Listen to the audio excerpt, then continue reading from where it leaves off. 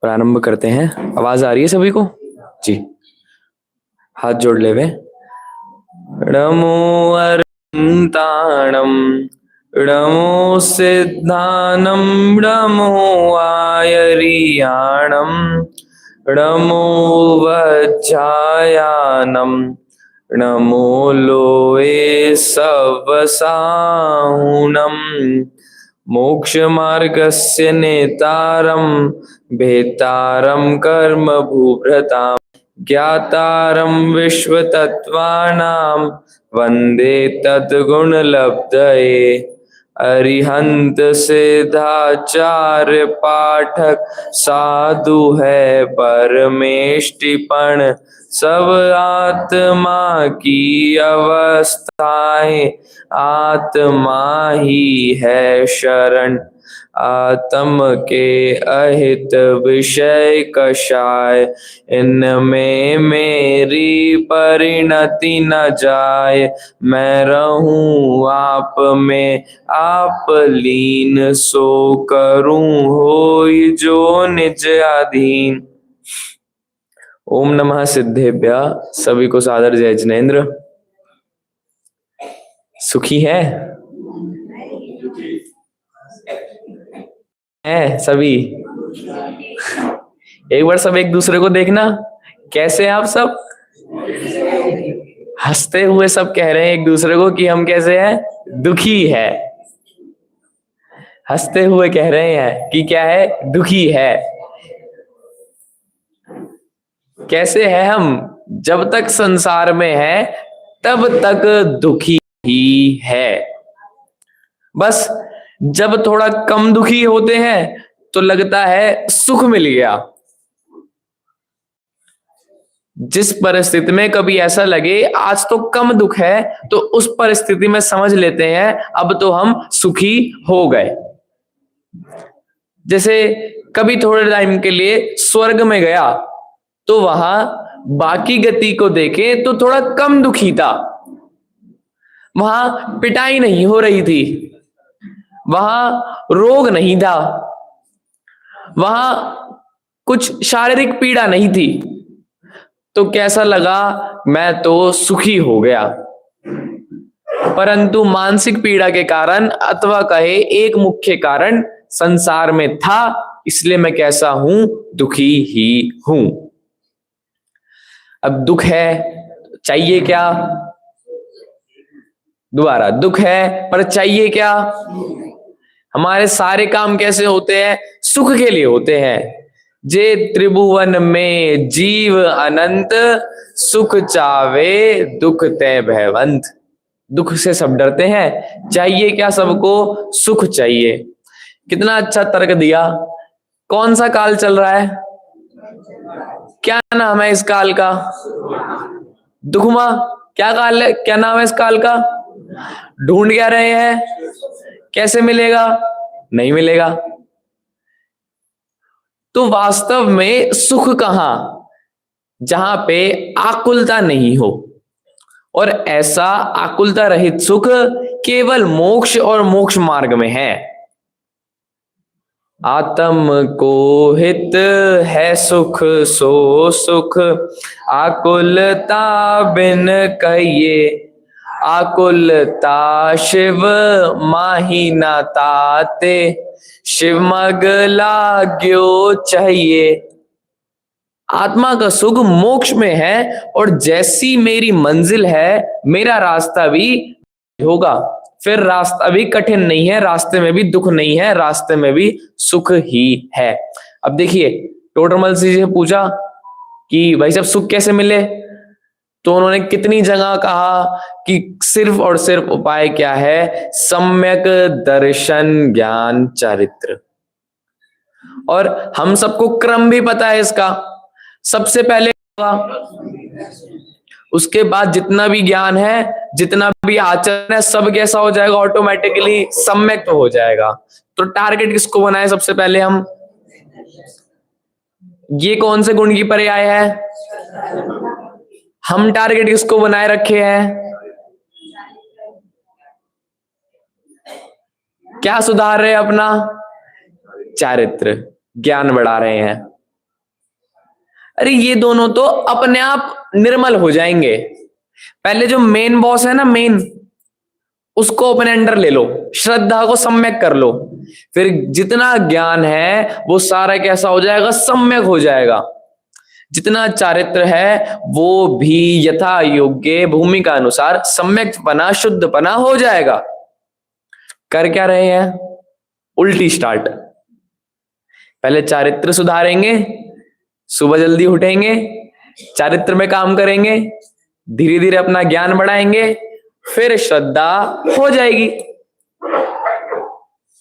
आपकी ही बात, हम सबकी ही बात, टारगेट ही हमारा उल्टा है, स्टार्ट ही हमारी उल्टी है, इसलिए प्राप्ति नहीं हो पा रही। सबसे पहले सुधारना सम्यक श्रद्धा पे है, हमें अपना काम जहां करना है ना, श्रद्धा पे काम करना है। तो श्रद्धा पे कैसे काम करना, तो उसके 4 बिंदु बनाए गए। बोलिए, तत्व, तत्व, भेद, अभेद,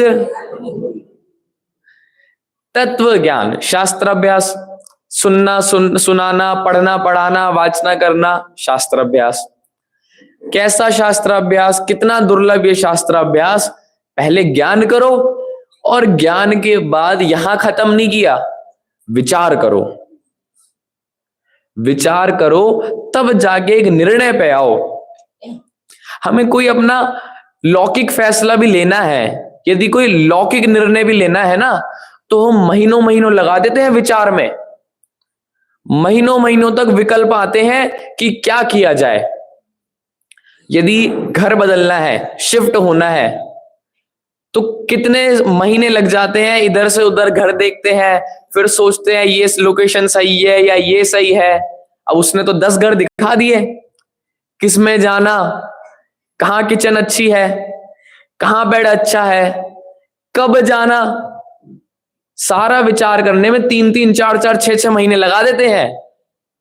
और जो अपना तत्व ज्ञान ग्रहण किया, उसमें कितना विचार किया, दिन का यदि 5 मिनट किया भी, तो उसमें खुश हो जाते हैं, आज तो बहुत विचार कर लिया, आज का दिन तो बहुत अच्छा गया। यही पंक्ति यहां टोडरमल जी ने भी लिखी है। देखिए, विषय पर आते हैं, कहां है ये पेज, थोड़ा आगे पीछे, हाँ ठीक है, आगे और आगे, इसी पेज के नीचे, यहां कोई कहे, यहां से स्टार्ट होगा पैराग्राफ, हाँ हाँ हाँ, नीचे, थोड़ा सा नीचे, मिला मिला, हाँ ठीक है। कल की थोड़ी सी बात समझिए, पहले क्या हुआ था।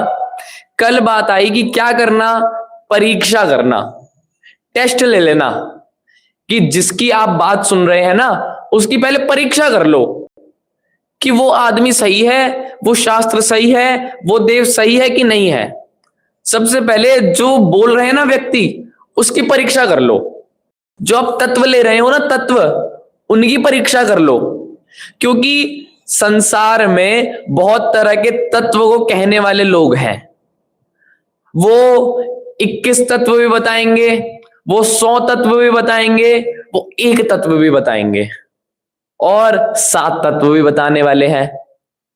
तो किसकी तत्व को जानना, द्रव्य, हमने कितने बताए, 6 द्रव्य। वो कहते हैं परमात्मा ही द्रव्य है, बाकी सब तो उनके अंग है सिर्फ।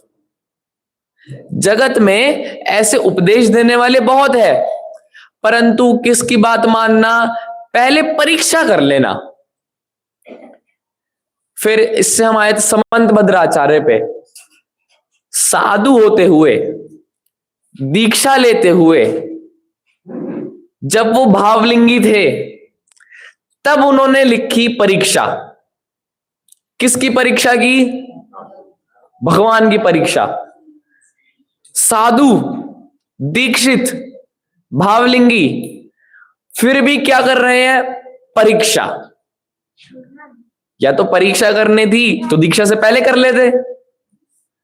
जब इतना ही कच्चा श्रद्धान था, जब इतना ही डाउट हो रहा था, संशय हो रहा था, दीक्षा क्यों ली फिर? इससे आप समझिए, परीक्षा कब करे? तो परीक्षा हमेशा करे। परीक्षा किसी एक बात की नहीं, अपितु जब भी लगे श्रद्धान में कहीं कमी आ रही है, तभी परीक्षा करे। तभी एक बार क्लियर कर ले कि ये जो बात है ये सही भी है।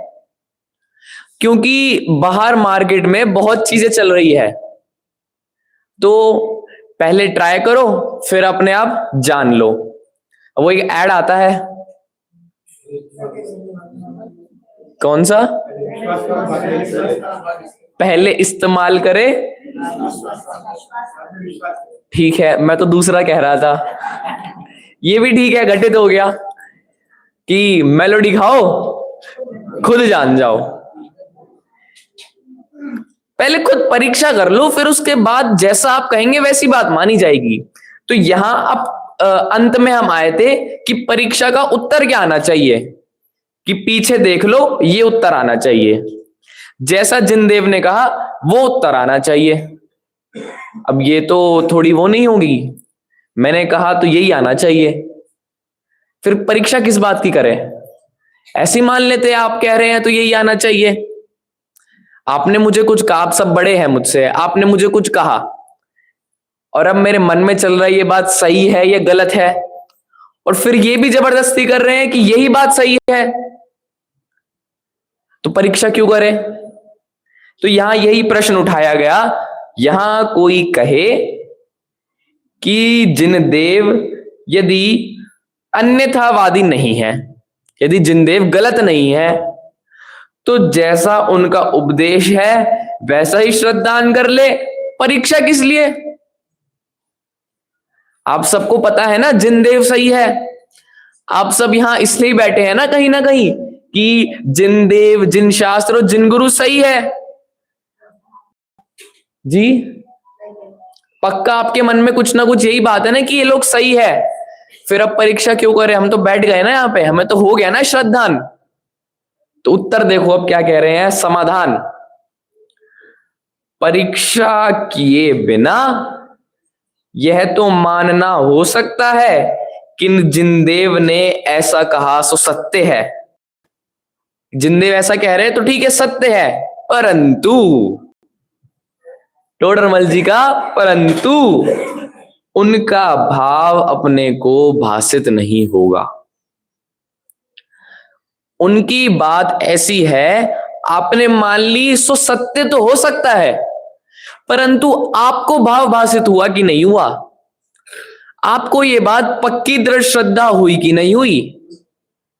तथा भाव भाषित हुए बिना निर्मल श्रद्धा नहीं होता।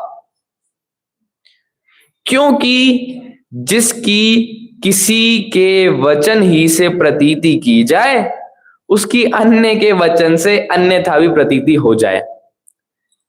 यदि किसी के वचन सुन के या आप वश में आ गए, वचन सुन के या आपने श्रद्धा कर ली, तो कल कोई और आएगा, वो भी मीठे मीठे वचन बोलेगा, वो भी कुछ कहेगा, तो उसके में आ जाओगे, उसकी बातों में आ जाओगे। अब समस्या क्या है? हमारे यहां स्त्रियों को मुक्ति नहीं है। तो यदि कोई अब बिल्कुल मीठे तरीके से बात करके आ जाए कि हमारे यहां तो स्त्रियां भी देवी है, कोई बिल्कुल सिद्ध करने को तैयार हो जाए और सिद्ध कर भी दे तर्क वितर्क से, तो हो सकता है उनकी बात सत्य लगे, परंतु परीक्षा कर लेना कि जो बात कही जा रही है ये आगम विरुद्ध, तर्क विरुद्ध, युक्ति विरुद्ध तो नहीं है।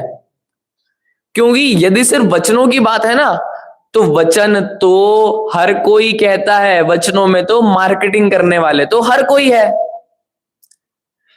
अब जब भी मार्केटिंग की बात आती है ना, तो सबसे पहले कभी इंटर्नशिप पे जाए तो वो आपको एक पेन पकड़ा देंगे, सेल मी दिस पेन, ये पेन है ना, मुझे बेच के दिखाओ ये पेन। वही जना पेन दे रहा है, वही जो बॉस है वो पेन दे रहा है नए बच्चे को कि ये पेन मुझे बेच के दिखाओ। तो हो सकता है वो लड़का बढ़िया बात करके, बढ़िया तर्क वितर्क से, बढ़िया कुछ चीज करके वो पेन बेच दे, तो भी ये नहीं समझना कि वह कंपनी का मालिक हो जाएगा। वैसे ही यदि कोई कुछ वचन कह के, यदि कोई कुछ बात कहकर हमारी श्रद्धा में कुछ घाव कर दे, तो भी क्या करना, परीक्षा कर लेना। इसलिए शक्ति अपेक्षा वचन से की गई प्रतीति अप्रतीतिवत है। यानी अभी जो आपकी प्रतीति जिनागम से हो रही है, प्रतीति अर्थात राग, प्रतीति अर्थात श्रद्धा, जो व्यवहार श्रद्धा आपकी बनी हुई है, जो आदर का संभाव, जो सम्मान का भाव आपका जिनागम से बना हुआ है, वह प्रतीति किसके समान है? अप्रतीति के समान है।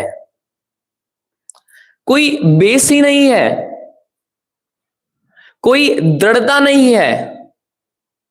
जैसे एक तो आपका पुत्र और दूसरा कॉलोनी का एक लड़का,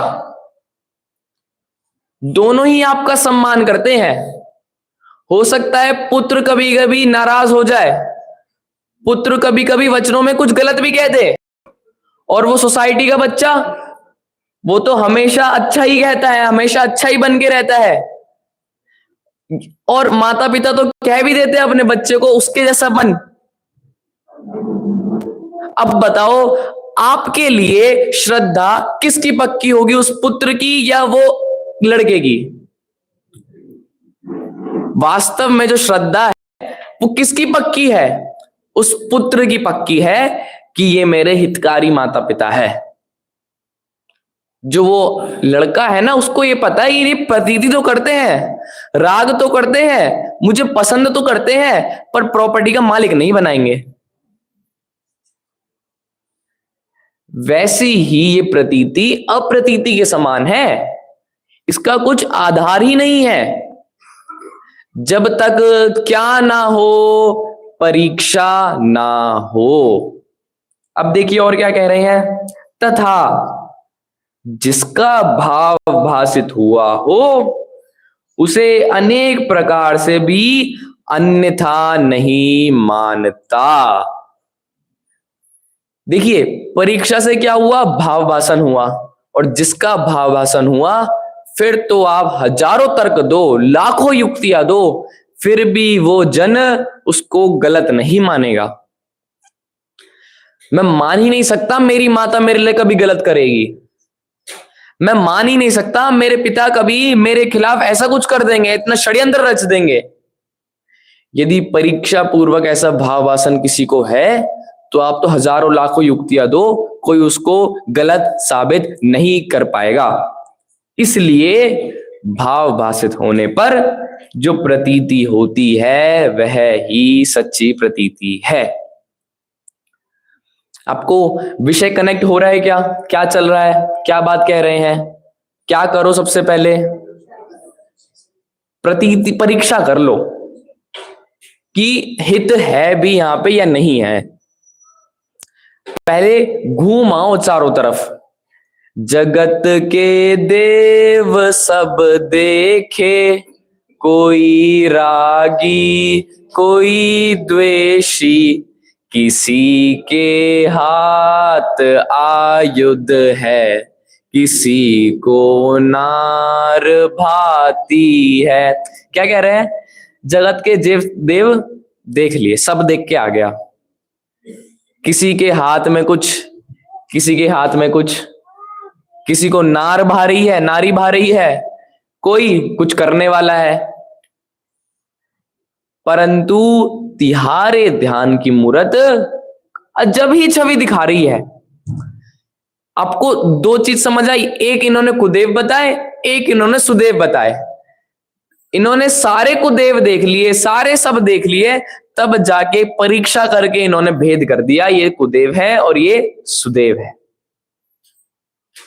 तो पहले आप देखाओ, क्योंकि जब 12th के बाद कॉलेज चुनना होता है ना, तो हम 10-12 कॉलेज का पहले हम देख लेते हैं जानकारी, फिर इनको एक एक करके कंपेयर करते हैं। अच्छा इधर ये है, ये है, ये है, इसकी फीस इतनी है, इसमें थोड़ी इतनी कम है, इसमें ज्यादा है। अरे चलिए वो तो बहुत अलग बात हो गई। कभी साड़ी ली है क्या? कितनी दुकानों पे जाके एक साड़ी ली है? प्रश्न सुनिए, कितनी दुकानों पर जाकर एक साड़ी लेके आए हो, या पता चले एक बिना लेके आए? कितनी देखने के बाद एक पसंद, उसके बाद भी जब रेट ज्यादा लगा तो क्या था? ये परीक्षा थी, ये भी विचार थे, विचार पूर्वक आपने देखा, नहीं ये तो लग ही नहीं रही 2000 रुपए की, वो क्वालिटी ही नहीं है इसमें उतनी वाली। जो आप बात कह रहे हो ये तो तर्क युक्ति विरुद्ध है, तो मैं कैसे इसमें अपना सुख मान लूं?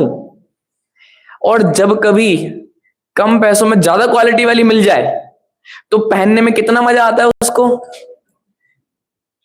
जब सस्ते में बढ़िया चीज मिल जाए तब सुख की कितनी बढ़िया प्राप्ति होती है।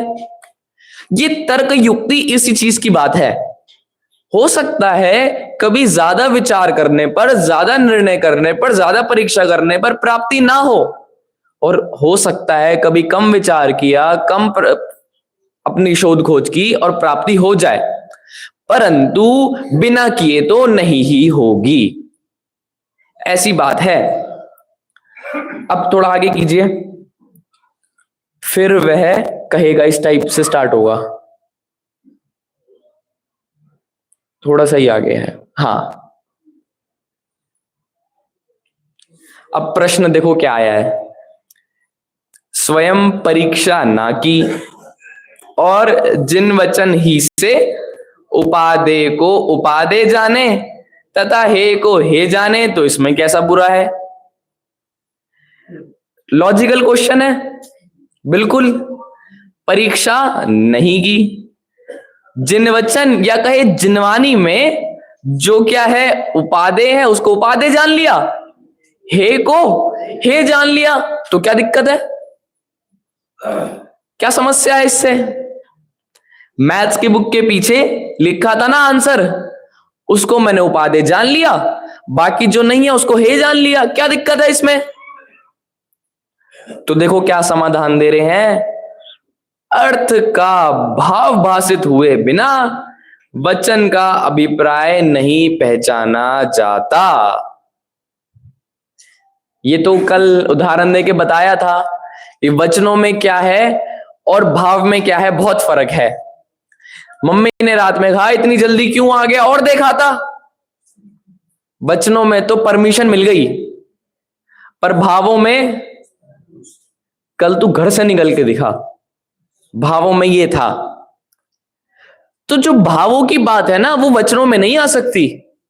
मेरा तो ये आपसे सवाल है, जब 2 चारणरिद्धि मुनिराज शेर को समझा रहे थे तो शेर को समझ क्या आया होगा? वचनों में कुछ समझाया यदि उन मुनिराजों ने, तो क्या समझ आया होगा? अब दहाड़ के तो नहीं बताया होगा उन्होंने कुछ।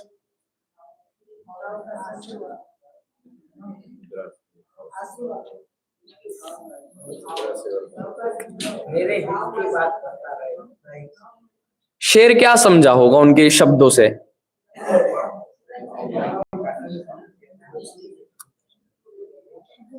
अच्छा ठीक है, दूसरा, ये आपको पता है नरक में सम्यक दर्शन हो जाता है। कैसे हो जाता है? पिटाई से, वेदना से। अब क्या समझाया वहां नरक में जाके किसी ने किसी को? इतनी पिटाई करी, इतनी पिटाई करी कि क्या हो गया? सम्यक दर्शन हो गया। बताओ चाहिए आपको सम्यक दर्शन? नरक में ही है ये सुविधा, और कहीं नहीं है। वेदना से क्या हो गया? सम्यक दर्शन हो गया, बिना शब्दों के, केवल से भाव भाषण हुआ।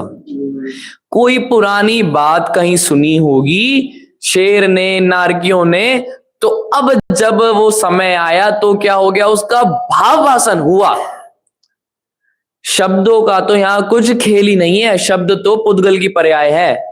शब्द तो कानों में पढ़ना, ये तो पुद्गल का भोग है सिर्फ। असली काम भाव भाषण ही करता है। देखो, यह तो मान ले कि मैं जिन वचन अनुसार मानता हूं, परंतु भाव भाषित हुए बिना अन्यथापना हो जाए। लोक में भी नौकरों को किसी कार्य के लिए भेजते हैं, वहां यदि वह ऐसा कार्य का भाव जानता हो तो कार्य को सुधारेगा। यदि भाव भाषित नहीं होगा तो कहीं चूक ही जाएगा। नौकर को किसी काम से भेजा तो वो क्या समझ के जाता है कि ये तो मेरा ही काम है, कुछ इसमें बिगाड़ नहीं होना चाहिए। यदि नुकसान हुआ तो मेरा तो नुकसान होगा ही, साथ में 2 गाली और आएगी। उसको इस बात का भाव भाषण भी है कि ये मेरा काम नहीं है, परंतु व्यवहार में कैसा काम है, सारा की सारा कि ये तो मेरा ही काम हो रहा है। दोनों ही बातें। श्रद्धा कैसी है कि मैं मालिक नहीं हूं, और काम कैसा कर रहा है, वो मालिकों वाला। अब यदि ये भाव भाषण हट जाए उसके अंदर से, तो कल यदि आपने समय वो गेम खेला हो सांस्कृतिक कार्यक्रम वाला, उसमें भी आया था ना कि एक सेठ है, क्या काम कर रहा है, वो सोने चांदी का काम है, और दूसरा एक नौकर है उसकी दुकान पे, वो उसका माल बेच रहा है। तो वहां पे 2 फोटो बनी थी, सम्यक दर्शन की और मिथ्या दर्शन की। मिथ्या दर्शन में क्या था, वो जो पैसे आ रहे हैं उनको अपना मान रहा है, और सम्यक दर्शन में क्या था कि वो जो पैसे आ रहे हैं वो मेरे नहीं, मालिक के हैं। जब तक भाव भाषण ना हो, इससे क्या समझ आ रहा है, लौकिक कार्य भी सिद्ध ना हो, संसार के काम भी ना हो। जब तक भाव भाषण ना हो तब तक माता पिता से भी विश्वास उठ जाता है, टेस्ट कराने पड़ जाते हैं। अब की परिस्थिति देखें, भाव भाषण श्रद्धा गुण बहुत प्रैक्टिकल चीज है, ये कोई धार्मिक विषय नहीं है। श्रद्धा, धार्मिक में तो इसको श्रद्धा कह दिया, परंतु लौकिक में हम पता है इसको क्या कहते हैं, विश्वास, और अब कहे तो ट्रस्ट। और ये पलटना वचनों में हो जाता है जब तक क्या ना हो, भाव भाषण ना हो। विषय हो रहा है कि आप सबको कनेक्ट, क्या चल रही है बात यहां पर। और देखो, इसलिए भाव भाषित होने का अर्थ है उपादेय तत्वों की परीक्षा अवश्य करना है।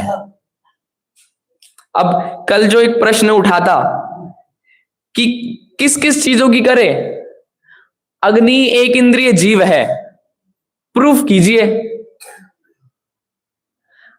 अग्नि एक इंद्रिय जीव है, प्रूफ कीजिए। चलो, मेरु पर्वत तो होता है ना, कितनी कहानियां हैं, देव जाते हैं, कहां पर है, विदेह क्षेत्र में है, सब बातें हैं, प्रूफ कीजिए। परीक्षा करनी है ना, बताइए क्या देंगे, क्या युक्ति देंगे, किससे सिद्ध करेंगे।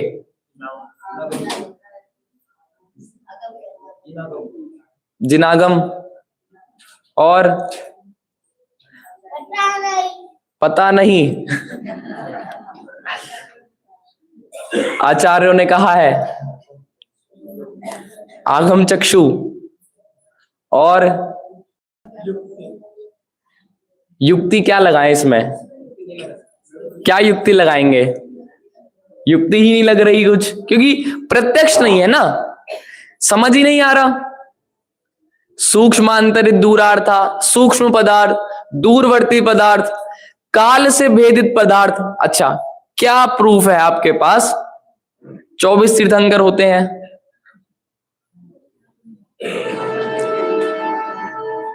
जैसे अन्य मतों में कहीं किसी ने अपने अपने देवी देवता खड़े कर दिए, तो क्या प्रूफ है 24 तीर्थंकर होते हैं? हम कहा घूम फिर के हम कहां आ रहे हैं? जैसा आगम में लिखा वैसा मान लो। तो ये तो अपनी अपनी बात मनवाना हुआ ना। अच्छा, और बात करते हैं। आगम यानी जिनवानी शास्त्र हो गए। अन्य मतों में शास्त्र है कि नहीं है? मुस्लिम मत का अपना शास्त्र है, सिख मत का अपना शास्त्र है, हिंदुओं की अपनी गीता है। अब वो कहे हमारे आगम में लिखा है कि बलि देनी चाहिए, हमारे आगम में लिखा है कि मोक्ष तो तभी होगा जब जीवों का घात किया जाए, हमारे आगम में लिखा है त्योहार पे तो जीव की हिंसा होनी चाहिए। क्या क्या किया जाए इसका? मिल रहा है किसी को कुछ सॉल्यूशन? देखिए, टोडरमल जी पे आए क्या फिर? हम सब चला चुके क्या अपनी बुद्धि जहां तक चल पा रही थी? हो गया? चलें टोडरमल जी पर। देखो टोडरमल जी क्या कहते हैं।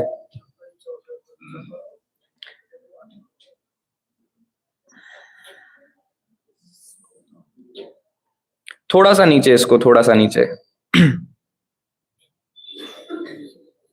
हाँ हाँ हाँ, नहीं, इसलिए नेक्स्ट पैराग्राफ इससे जस्ट नीचे। हाँ, इसलिए देखना, जैन शास्त्रों में जहां तत्व आदि का निरूपण किया, किसका निरूपण? सिर्फ तत्व का। 7 तत्व 6 द्रव्य निरूपण किया, वहां तो हेतु युक्ति आदि द्वारा जिस प्रकार उसे अनुमान आदि से प्रतीति हो उसी प्रकार कथन किया है। जहां तत्व की बात है वहां तो तर्क युक्ति लगाओ, हेतु अनुमान लगाओ, प्रत्यक्ष प्रमाण लगाओ, सब लगाओ। तथा त्रिलोक, गुणस्थान, मार्गणा, पुराण आदि के कथन किसके अनुसार है?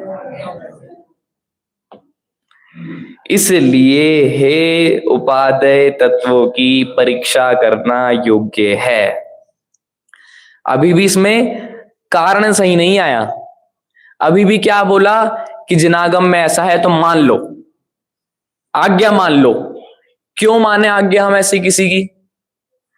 तो इसका सॉल्यूशन एक पैराग्राफ ऊपर। हाँ, ये तथा, तथा जो ज्ञेय तत्व है। अब ज्ञेय तत्व तो सारी दुनिया है। ज्ञेय यानी जानने योग्य, जो ज्ञान में आ सकता है। तथा ज्ञेय तत्व है, उनकी परीक्षा हो सके तो परीक्षा करे।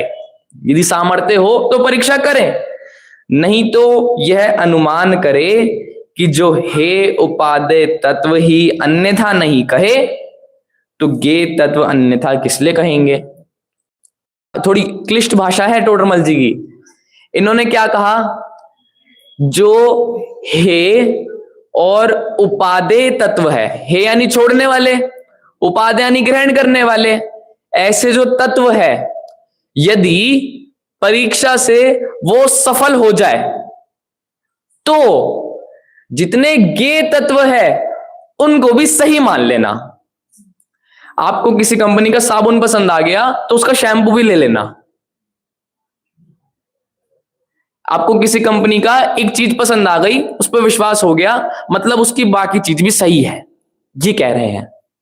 आपको जैन कंपनी का हे और उपादेय तत्व समझ आया, पसंद आया, परीक्षा ले ली, पास कर दिया, वेरीफाई कर दिया, तो जो ज्ञेय तत्व है ना वो भी सही है।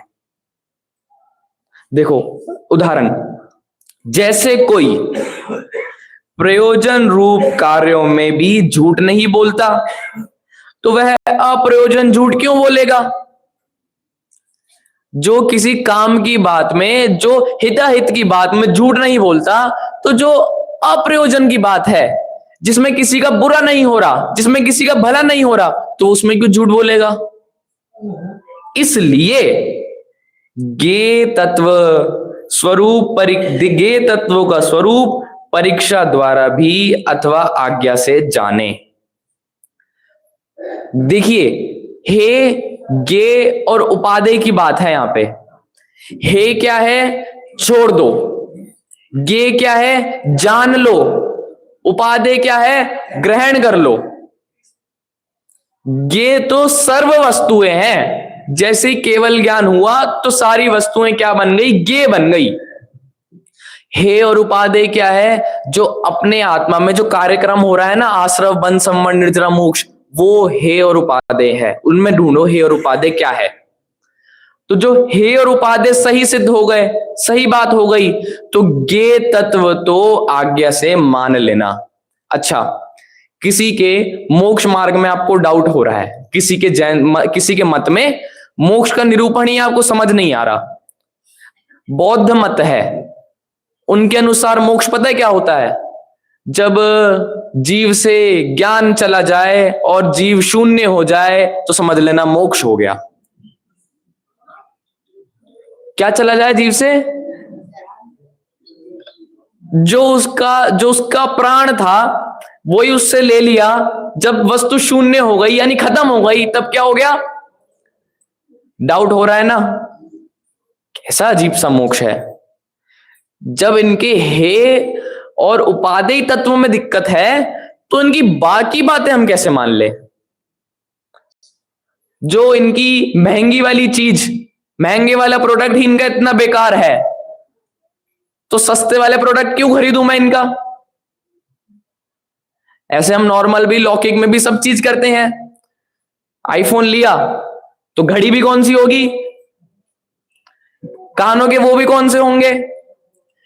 टैबलेट लेना है तो भी कौन सा होगा? लैपटॉप लेना है तो भी कौन सा होगा? जब एक चीज को वेरीफाई कर दिया ये सही चीज है, तो उसके बाद उनकी बाकी चीजों पर भी आंख बंद करके भरोसा कर, यही कह रहे हैं आज्ञा मान लेना। ठीक है, आपको बात आ रही है समझ में? कठिन तो नहीं हो रहा विषय? पक्का? चलिए आगे कीजिए। आगे आगे और आगे और आगे, बोल्ड में होगा इस प्रकार। हाँ हाँ हाँ, यही। अब देखो कॉन्क्लूजन कर रहे हैं ये परीक्षा का। इस प्रकार जानने के अर्थ कभी स्वयं ही विचार करता है, कभी शास्त्र पढ़ता है, कभी सुनता है, कभी अभ्यास करता है, कभी प्रश्नोत्तर करता है। किसकी बात हो रही है? आप ही लोगों की। हम सब क्या करते हैं? कभी विचार करते हैं, कभी शास्त्र पढ़ते हैं, कभी किसी का प्रवचन चालू किया सुनते हैं, कभी प्रैक्टिस भी करते हैं, कभी प्रश्नोत्तर भी करते हैं। सबसे बेस्ट जो हमारा गुण है वो है प्रश्नोत्तर करना, वो भी करते हैं। इत्यादि रूप प्रवर्तता है। इत्यादि में बहुत कुछ ले लेना, व्रत करना, तप करना, 10 लक्षण में देवलाली आना, सब ले लेना। अपना कार्य करने का इसको हर्ष बहुत है। क्या बहुत है? मजा बड़ा आता है, सेटिस्फैक्शन बहुत है। कभी कभी ऐसा होता है जब सुबह विधान में लेट उठे और छूट जाए तो पूरा दिन ऐसे मन में रहता है आज तो कुछ रह गया। यदि किसी कारणवश किसी इंपॉर्टेंट काम से, किसी कुछ काम से गुरुदेव श्री के प्रवचन रह जाए आज के दिन सुनना, तो ऐसा लगता है आज तो दिन कट ही नहीं रहा, आज का दिन तो सबसे बेकार दिन था। और जिस दिन समय पर सारे काम हो जाए, समय पर विधान शुरू हो के समय पर खत्म भी हो जाए, दोनों बातें, समय पर प्रवचन शुरू हो और बढ़िया भगवान आत्मा सुन लिया 2-3 बार, तो दिन भर कैसी मुस्कुराहट रहती है, आज तो मजा आ गया, आज का दिन तो बहुत अच्छा गया। जब 10 लक्षण में हम व्रत करते हैं तब हम दुख महसूस ना करके, तब हमें लगता है अच्छा है, कुछ ना कुछ बढ़िया हो रहा है। और यदि 11वें दिन सिर्फ एक टाइम भोजन मिल जाए, ट्रेन लेट होने के कारण, कुछ और कारण, तो भी हर्ष नहीं होता। परंतु 10 लक्षण में पूरा पूरा दिन नहीं खाए तो भी हर्ष बहुत है। हमारी ही बात हो रही है। कभी प्रश्न किया और प्रश्न का उत्तर बड़ा अच्छा मिल जाए और पंडित जी ने कह दिया कि वो आए थे, बहुत अच्छा प्रश्न था, नाम आ गया, तो हर्ष बहुत है। कभी गुरुदेव श्री के प्रवचन में हमारे किसी खानदान के इतने बड़े, उसका पुराने 40-50 साल पहले किसी का नाम आ गया तो हर्ष बहुत है। परंतु जिन वाणी में सारी ही बात तुम्हारे लिए है, इस बात का हर्ष है कि नहीं है? पूरा सारा निरूपण, जीवादि का निरूपण किसके लिए है? आपके लिए, हमारे लिए। इस बात का हर्ष है कि नहीं है? बाह्य क्रिया करने का इसे हर्ष बहुत है, इसलिए अंतरंग प्रीति से उसका साधन करता है। जब साधन हुआ, जब तक सच्चा ध्यान ना हो, यह इसी प्रकार है, ऐसी प्रतीति सहित जीवादि तत्वों का स्वरूप आपको भासित ना हो। ये कॉन्क्लूजन वाला पैराग्राफ है। जो अभी तक जितनी भी बातें हुई ना सारी, उसका अब एंड में 2-3 लाइन में समझा रहे हैं। क्या कह रहे हैं?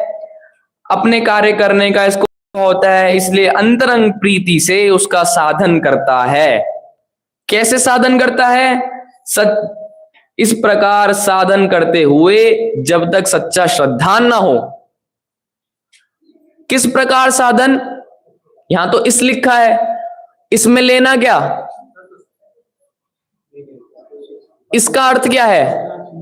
हाँ, जो ऊपर आया ना, विचार करना, शास्त्र पढ़ना इत्यादि चीजें, इत्यादि साधन करते हुए जब तक सच्चा श्रद्धान ना हो, यह इसी प्रकार है। जो जिनागम में बात है वह इसी प्रकार है, ऐसी प्रतीति सहित जीवादि तत्वों का स्वरूप आपको भासित ना हो। जब तक की बात हो रही है, जैसे पर्याय में अहम बुद्धि है, वैसी अहम बुद्धि केवल आत्मा में ना आए,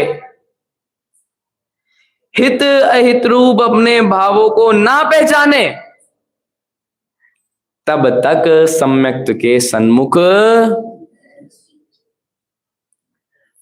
जैसे वो होता है ना कट ऑफ, कट ऑफ समझते हैं? जैसे 100 में से 33% लाने वाला पास है, तो पूरा जो कार्यक्रम है उसमें से यदि ये 4 बिंदु हो रहे हैं तो आप पास है, वरना तो फेल है अभी तक। डिमांड्स देखिए क्या क्या डिमांड है। या तो सच्चा श्रद्धान, दूसरी क्या डिमांड है? यह इसी प्रकार है, वैसी ही प्रतीति, किसके प्रति? जीवादि तत्वों के प्रति। तीसरी, जो पर्याय में अहम बुद्धि हो रही है वो अब आत्मा में है कि नहीं है? हो रही है कि नहीं हो रही? और चौथा, हित अहित रूप अपने भावों को ना पहचाने, तब तक मिथ्या दृष्टि है। अरे मिथ्या दृष्टि तो मिथ्या दृष्टि है, ये तो आपकी तसल्ली के लिए, बुरा ना लग जाए, सम्यक सन्मुख कह दिया है। तो क्या? मिथ्या दृष्टि, परंतु बुरा ना लग जाए किसी को, कोई पढ़ना बंद ना कर दे, तो प्यार से क्या कह दिया? सम्यक सन्मुख। कि ठीक है, फेल हो रहे हो पर कोशिश तो कर रहे हैं, ठीक है कोई बात नहीं, अब फेल हो रहा है तो एक दिन हो ही जाएगा पास, ऐसे करके। अब सम्यक सन्मुख मिथ्या दृष्टि की बात करें तो सम्यक सन्मुख मिथ्या दृष्टि में टॉपर कौन है? कौन है टॉपर? द्रव्यलिंगी मुनिराज। सारे काम किसके लिए हो रहे होंगे? मोक्ष के लिए, सम्यक के लिए। सारे काम 28 मूल गुण का पालन, सुनना सुनाना, शास्त्र पढ़ना, अभ्यास करना, किसके लिए हो रहा है? सिर्फ सुख की प्राप्ति के लिए, सम्यक के लिए। तो उन्हें टॉपर कहें क्या? कोई दिक्कत नहीं है। उनके आगे हम कैसे हैं? कितने परसेंट वाले हैं? अगर वो 100 में से 99 वाले हैं तो हम कितने वाले हुए 100 में से? अपने आप दे लो अपनी परसेंटेज।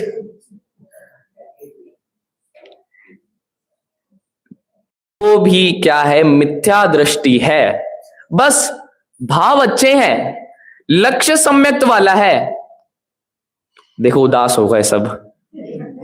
क्या कह दिया सबको? मिथ्या दृष्टि कह दिया तो सब उदास हो गए। तो टोडरमल जी की अगली पंक्ति पढ़ लो, मजा आ जाएगा पढ़ते ही। यह जीव थोड़े ही काल में सम्यक प्राप्त होगा, इसी भव या अन्य पर्याय में सम्यक को प्राप्त करेगा। यहां ये नहीं कहा कर सकता है, हो सकता है। कितनी गर्जना से कह रहे करेगा। अब थोड़े खुश है, अब सबको अच्छा लग रहा है, नहीं तो उदास हो गए थे, मिथ्या दृष्टि कह दिया। क्या कहा? ये जीव प्राप्त तो करेगा, परंतु अभी तो मिथ्या दृष्टि है। ये मेहनत कर रहा है तो हो सकता है ये पास हो जाए, पर अभी तो नहीं कर पा रहा, अभी तो मिथ्या दृष्टि ही है। अब आगे देखो, इस भव में अभ्यास करके परलोक में तिर्यंश हुआ, किसी गति में गया, तो वहां संस्कार के बल से देवगुरु शास्त्र के निमित्त बिना भी सम्यक्त हो जाए। जो बात आई थी ना, शेर को क्या कहा किसी ने, क्या समझ आया उसे? तिर्यंश में उसको कोड़े मारे, उसको काटा गया, तो उसको क्या समझ आया? पूर्व का संस्कार आ गया तो सम्यक की उत्पत्ति हो गई, क्योंकि ऐसे अभ्यास के बल से मिथ्यात्व कर्म का अनुभाग हीन होता है, और जहां उसका उदय ना हो वही सम्यक्त होता है। आपको पूरा कॉन्सेप्ट समझ आया? क्या बात हुई? करते रहो आप तो, लगे रहो आप तो, इस भव में नहीं तो पर भव में गारंटी है होगा ही होगा।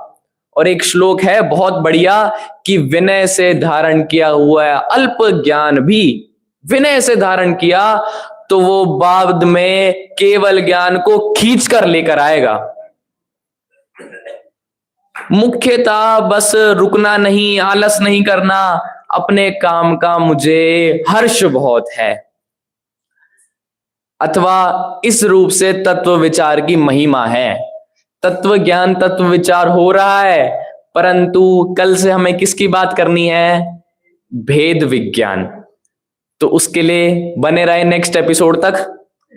अभी के लिए यही बात को विराम देते हैं। ओम नमः सिद्धेभ्यः।